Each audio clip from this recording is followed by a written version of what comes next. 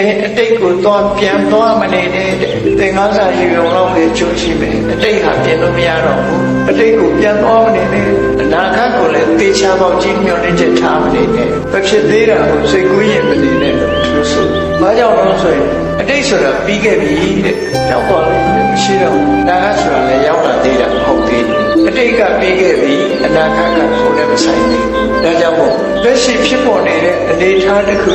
အလေးနဲ့အထားဆင်ញင်သုံးသပ်ပြီးအလုံးလုံးပါလို့ဆိုလို့ရင်ဒါမြတ်စွာဘုရားရဲ့စကားတော်အရာဝိပဿနာချက်စဉ်တစ်ခုကိုလမ်းညွှန်မှုပြုတာဖြစ်တော်လည်းပဲ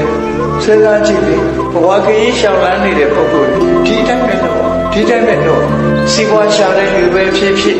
ဘယ်ကိစ္စပဲလုပ်တာပဲဖြစ်ဖြစ်ပညာရေးကိစ္စလုပ်တာပဲဖြစ်ဖြစ်စီးပွားရေးကိစ္စပဲဖြစ်ဖြစ်အတိတ်ကိုသင်္ကန်းစာကြုံမှတော့ပြန်သွားဆရာမလို့အနာဂတ်ကိုလည်းမျှော်လင့်ချက်ကြီးစွာထားကြမလို့ပစ္စုပန်မှာအဓိကထားပြီးဆောင်ရွက်ရမှာဖြစ်ဒါမှအနာဂတ်ကောင်းရဒါတီးတဲ့မှန်ကန်တဲ့တရားမရှိဘူးအလုံးကိုကွန်ကမိမိကိုယ်တိုင်မိမိရဲ့ရန်သူမဖြစ်ပါစေနဲ့တန်ကိုတန်ဖြတ်တန်ချေတက်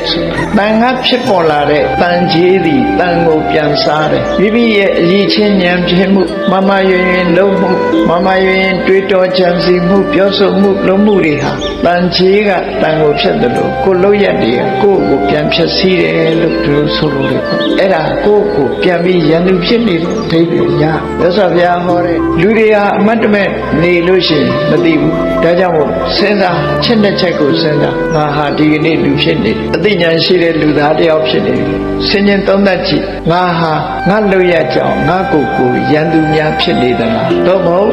ငါဟာငါဘဝကိုအကျိုးပြုတဲ့ငါရဲ့မိတ်ဆွေဖြစ်သလားဒီနေရာမှာရန်သူဆိုတာပျက်စီးအောင်လုပ်တာမှန်တယ်များရန်သူအကျိုးပြုတာကမိတ်ဆွေတချို့ပုဂ္ဂိုလ်တွေဟာကိုယ့်အကိုပျက်စီးအောင်လုပ်တာတချို့ပုဂ္ဂိုလ်တွေကကိုယ့်အကိုချီးပွားအောင်လုပ်တာတော့ကိုယ့်ကိုယ်ကိုပျက်စီးအောင်လုပ်ရင်ရန်သူကကိုယ့်ကိုလှုပ်တယ်လို့ကိုယ့်ကိုလှုပ်ခြင်းကြောင့်မိမိကိုယ်တိုင်ဟာပျက်စီးရအဲ့တော့တခြားရန်သူကြောင့်ပျက်စီးတာမဟုတ်ဘဲနဲ့မိမိကိုယ်တိုင်ကမိမိရဲ့ရန်သူဖြစ်ပြီးပျက်စီးသွားတယ်လို့သူတို့ဆိုအဲ့တော့မိမိကိုယ်တိုင်ကမိမိရဲ့မိတ်ဆွေခေါင်းဖြစ်ကြလားသူများတွေမိတ်ဆွေကိုယ့်ရဲ့မိတ်ဆွေဟုတ်တာမဟုတ်တာအသာထကိုယ်တိုင်ကကိုယ့်ရဲ့မိတ်ဆွေဖြစ်လားကိုယ်တိုင်ဟာကိုယ့်ရဲ့ရန်သူများဖြစ်နေမလားဆိုတာအလေးနဲ့ထားစဉ်းစားကြည့်အဲ့တော့ကုသိုလ်ကောင်းမှုရှိတဲ့ပုဂ္ဂိုလ်ကြတော့တလည်းရှိတယ်ကုသိုလ်ကံကပေးပြီဆိုရင်လှုပ်ခါလက်ခါများစွာအလုံးမလုံးရပဲနဲ့ကိုယ်မှာပြည့်ပြည့်စုံနေထိုင်ရတယ်အလုံးဟာကိုယ်ကရိုင်းစီးပွားဥစ္စာစူးစမ်းရှာကြလို့ငွေကြေးတနာများစွာစုဆောင်မိလာတာကိုချမ်းသာတယ်လို့ခုခေတ်ကခေါ်ကြတယ်ချမ်းသာတယ်ကြွယ်ဝတယ်ငွေများများရှိတဲ့လူကချမ်းသာတယ်လို့သူတို့ပြောတာသို့တော့ချမ်းသာဆိုတာရဲ့အတိတ်ပဲကိုနားလည်လို့ရှိရင်ငွေရှိတိုင်းချမ်းသာတာတော့မဟုတ်ဘူးကုသိုလ်ကောင်းမှုရှိမှချမ်းသာတယ်ဆိုတော့ပတ်စံတော်ရှိပါရဲ့သူကမကြမ်းပါဘူးပတ်စံတော်ရှိပါရဲ့ယောဂဝေဒနာတွေများတယ်အသက်မရှိဘူးဆိုရင်ချမ်းသာဒုက္ခဆုံးရှုံးနေတာပဲဖြစ်တယ်ပေါ့နော်တချို့မိသားစုတွေဆိုလို့ရှိရင်မွေးကလေးကချမ်းသာကြွယ်ဝတဲ့အိမ်မှာတော့မွေးတယ်ဆိုပါတော့တထေးအိမ်မှာလူသားဖြစ်တယ်မွေးကလေးကပြည့်ပြည့်စုံစုံနေထိုင်ရတယ်အဲ့ဒါကြတော့ကံကပေးတယ်ဆိုတာထင်ရှားတယ်ပေါ့နော်ကံကပေးတယ်ထင်ရှားဒါလောကကြီးမှာသိတာပါတယ်ချမ်းသာသူနဲ့ဆင်းရဲသူကုသိုလ်ကောင်းမှုတွေနေပါလာတဲ့ပုဂ္ဂိုလ်တွေကြတော့ဘဝမှာတူတူဒီမြေကြီးပေါ်မှာဒီမိုးအောက်ဒီမြေအောက်ဒီမြေပေါ်မှာဒီရေတောက်ပြီးတော့ကြီးကြတာချင်းတူတော့လဲချော့ကြပင်မကြီးစွာလောက်ကစတော့မှဘဝတဝမ်းတစ်ခါလှဖို့ကြိုးစားကြရတယ်တော့လည်းမပြည့်စုံကြဘူးငွေကြေးဒနာပိုးတဲ့ရှမ်းနဲ့သိမရှိကြဘူးတူကတော့ရှိတယ်တူကမရှိဘူးဒီလိုရှိမရှိကွဲပြားခြားနာတာဟာကုသိုလ်ကံရှိမရှိတဲ့ကွဲပြားခြားနာသွားတာပဲဖြစ်တယ်ပေါ့ဒါကြောင့်မို့အမှတ်တမဲ့မနေပဲနဲ့